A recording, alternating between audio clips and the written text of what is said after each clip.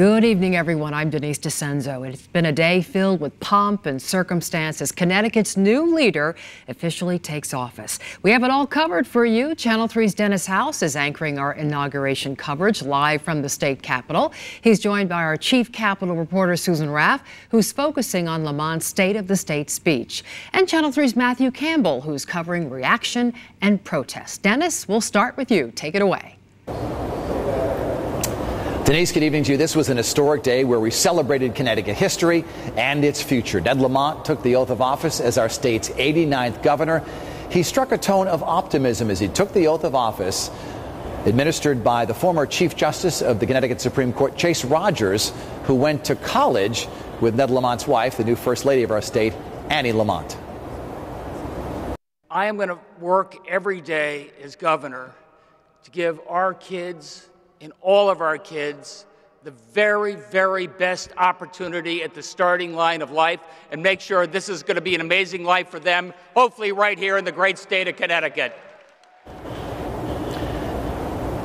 Governor Lamont avoided specifics today in his public addresses. He only talked about sort of setting a tone of optimism and rebirth for our state, which, of course, has struggled economically for several years now. Let's go to Channel 3's Susan Raff. She's upstairs in the hall of the House, where the governor delivered his very first State of the State address. Susan?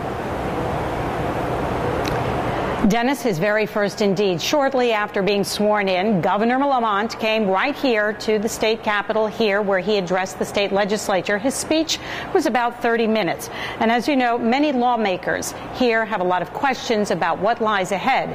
Lamont was able to convince voters, many of them, that he can get the state back on track. Now he has to convince those lawmakers.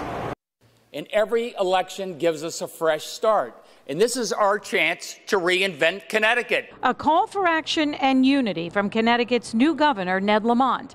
Minutes after being sworn in as the state's 89th governor, Lamont takes on a new role, new challenges, and a new way of delivering a speech.